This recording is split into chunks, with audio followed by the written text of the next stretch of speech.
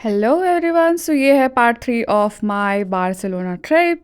इस ट्रिप में आपने देखा पहले की 2 वीडियोस में कि हम कहाँ कहाँ गए थे, और आज हम जा रहे हैं पार्क गोयल।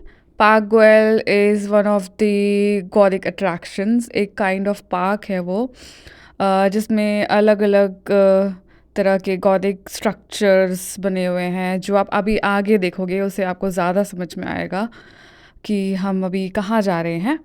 सो हम जा रहे हैं अभी Park Guell. We are in taxi and heading towards Park Guell. यहाँ हम पहुँच गए हैं पार्क गोयल, और हमने लिया था पार्क गोयल का गाइडेड टूर। जैसे कि आप देख रहे हो वीडियो में, ये हमारे गाइड हैं और इन्होंने हमें पूरा एक गाइडेड टूर दिया था पार्क गोयल का। ऐसा कुछ बहुत ही ज़्यादा मेजर हिस्टोरिकल बैकग्राउंड नहीं है पार्क पार्क गोयल का। It is very simple and I would say बहुत ही छोटा सा है।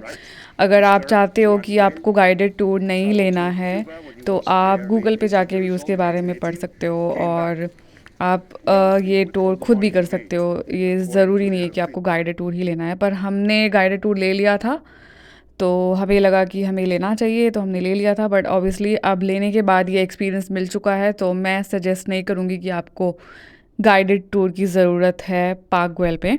आप खुद एक एंट्री टिकट ले सकते हो और जा सकते हो। जैसे कि आप देख रहे हो, हम अंदर आ चुके थे और हमने डिफरेंट डिफरेंट व्यूज़ इन्जॉय किए। ये पूरा एंटोनी गॉडी ने ही बनाया है और उन्हीं के गॉथिक स्ट्रक्चर्स पे ही ये बिल्ट हुआ है।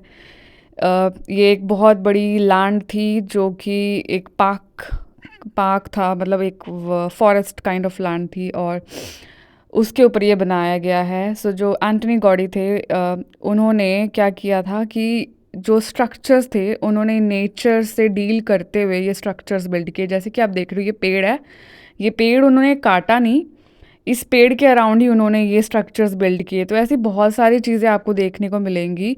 हमारे गाइड ने बहुत सारी चीज़ें हमें बताई कि ये ऐसे बिल्ड हुआ, ये बिल्ड हुआ।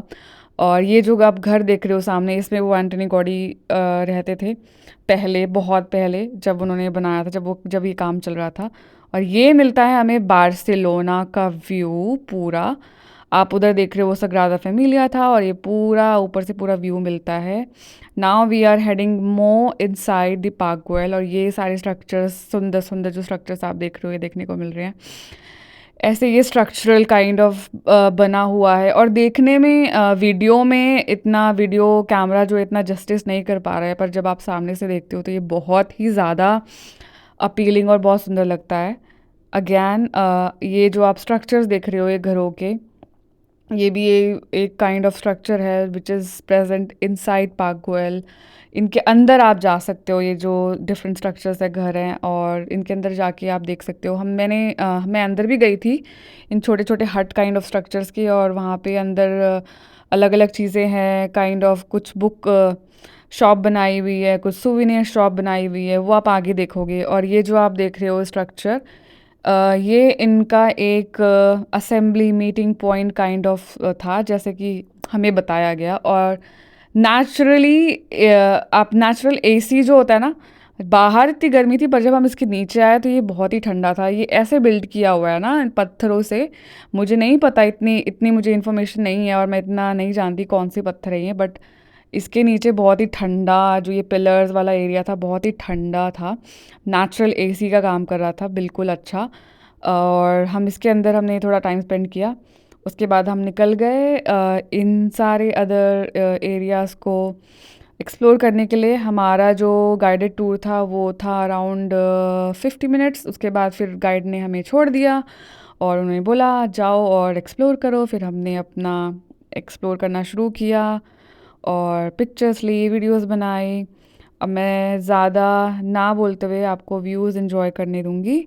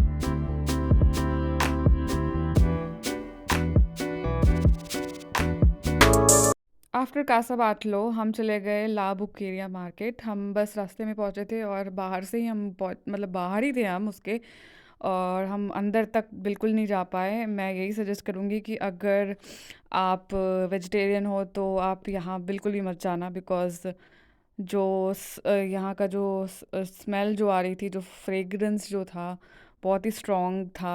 सो बेसिकली ये जो है एक बहुत बड़ा मीट मार्केट काइंड ऑफ है।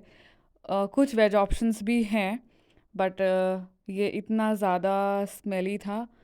मैं तो बाहर से भी बहुत मुश्किल से इसको पास कर पाई, बिकॉज़ इसके आगे जाके हमें बार्सिलोना कैथीड्रल जाना था और रास्ता यही था। तो मेरे लिए मुझे ऐसा फील हुआ। इवन मेरी friend, she Yeats she is a non vegetarian, but उसको भी डिफ़िकल्टी हुई। इतना ज़्यादा स्ट्रॉन्ग फ्रेग्रेंस, जो स्मेल आ रही थी वो हम नहीं बर्दाश्त कर पाए। इसलिए अगर आप वेजिटेरियन तो मैं सजेस्ट नहीं करूँगी आप ला बुकेरिया जाओ। हम सामने से भी बहुत मुश्किल से निकले। उसके बाद हम चले गए बार्सिलोना कैथीड्रल, और बार्सिलोना कैथीड्रल जाने के बाद हम अंदर नहीं गए, हमने बस उसको बाहर से एक्सप्लोर किया।